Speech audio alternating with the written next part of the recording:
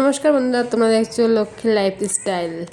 তো সকালবেলা উঠে কিন্তু রান্নাবান্না কমপ্লিট। দেখো, বরবটি ভাজা, আর এদিকে রয়েছে মাছ ভাজা, আর এইদিকে রয়েছে ভোলা মাছের ঝাল, মানে তরকারি। তারপরে চলে আসলাম বরমশাইয়ের জন্য ভাতটা গোছাতে। যেহেতু ওর ভাতটা আগে বেড়ে ফ্যানের নিচে রেখে দিয়েছিলাম ঠান্ডা করার জন্য, কারণ ও যাবে কাজে।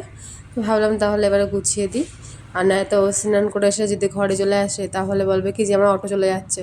মানে ও স্নান করার আগে ওর ভাতটা পুরো গুছিয়ে কমপ্লিট করে রাখতেই হবে তোমাকে, না হলে ও এসে তাড়াতাড়ি লাগাই দেবে। মানে জামা প্যান্ট পরবে আর বলবে আমার অটো চলে গেল, অটো চলে গেল। ও স্নান করে বাইরে এসেই আগে জামা প্যান্ট পরে মানে গুছিয়ে ব্যাগটা নেমে চলে যাবে, আর দাঁড়াবে না, 1 মিনিটের জন্য ও দাঁড়াবে না। এরকমই করে রোজ। আর তারপরে যে ভাতটা গুছিয়ে এই যে আমি এখন রেখে দিলাম এই যে মানে বেঞ্চের উপরে, ভাতটাও নিয়ে যাবে যাওয়ার সময়। আর আজকে সকালবেলা যেহেতু জিরে আর লঙ্কা নিয়ে এসেছিলো, এইগুলো হচ্ছে রোদ্দুরে দিয়েছিলাম। যখনই নিয়ে আসে তখন রোদ্দুরে দিয়ে মানে কড়কড়া করে রেখে তারপর মানে রেখে দিই কোটোর মধ্যে। তো জিরে আর লঙ্কাটা আবার নিয়ে এসে ছাদের থেকে সেটা কোটো করে রেখে দিলাম। আর রেখে দিয়ে কালকে যে জামাকাপড়গুলো কাচাকুচো করেছিলাম সেগুলো ভাবলাম যে ভাঁজ করে রাখি। এইগুলো মানে এখন যেহেতু ছাদে দিয়ে এসেছিলাম সকালবেলা একটুখানি, তাই এখন বৃষ্টি এসেছিলো, এগুলো তুলে নিয়ে আসলাম। আর নিয়ে এসে এগুলো আগে ভাঁজ করে রাখলাম, তারপর চলে আসলাম ঘরে। কিন্তু ঘরে আসার আগে কিন্তু ছেলেকে আমি ভাত খাইয়েছি, যেহেতু ও যাবে স্কুলে, এর জন্য ওকে আগে আগে ভাত খাইয়ে স্নান করে ওকে স্কুলে দিয়ে এসেছি। দিয়ে এসে তারপরে ঘর বাড়িগুলো ঝাড় দিচ্ছি। মানে প্রথমে বড় ঘরটা ঝাড় দিয়ে নিলাম, তারপরে পাশের ঘরটা ঝাড় দিলাম, আর ঝাড় দিয়ে চলে গেছিলাম ঠাকুর ঘরে। গিয়ে ঠাকুর ঘরটা ভালো করে ঝাড় ঝাড় দিয়ে বারান্দাটা পুরো গুছিয়ে ঝাড় ঝুট দিয়ে তারপরে চলে যাব এখন আমি রান্নাঘরে। তারপরে এই চলে এসেছি আমি রান্নাঘরে। রান্নাঘরে এসে প্রথমে দেয়ালগুলো মুছে নিচ্ছি।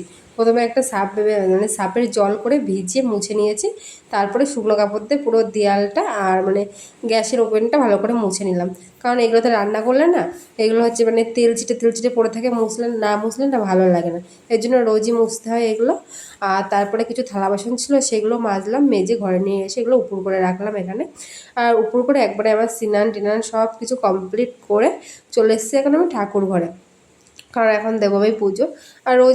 আর রোজ আমি কীভাবে পুজো দিই চলো আজকে তোমাদের সাথে সেটাই শেয়ার করে, এর জন্যই আজকে ভিডিওটা করছি আমি। তো প্রথমে এসে আমি প্রথমে ঠাকুরগুলোকে স্নান করা দিয়েছি, তারপরে হচ্ছে কি প্রসাদ দিয়ে তাতে তুলসী পাতা দিয়ে দিচ্ছি এখন। দেওয়া হলে ঠাকুরের বুকে মানে তুলসী পাতা দিই আমি রোজই, ঠাকুরের বুকেও তুলসী পাতাগুলো দিলাম। দেওয়ার পরে তারপরে এখন দিচ্ছি আমি ফুল। আমি তো রোজ এভাবেই ঠিক পুজো দিই। আর রোজ কেউ তো পুজো দিতে ভালোই লাগে, কারণ আমি আমার মতো করেই গুছিয়ে দিই। আর কথায় আছে কি যে আগে পেট পুজোর আগে আগে ঠাকুরকে পুজো দিতে হয়। কিন্তু কি করব, সকালবেলা তো মানে আমার যেহেতু রান্নাবান্না থাকে সকালবেলাটা আমি কোনোদিন পুজো দিতে পারি না। এর জন্য রোজ আমাকে দুপুরবেলায় পুজো দিতে হয়। কিছু করার নেই, যেহেতু সকালবেলা ও যায় কাজে, এর জন্য তাড়াতাড়ি করতে হয়, এর জন্য সকালবেলাটা পুজো দিতে পারি না, পরে দুপুরবেলা স্নান করে পুজো দিই।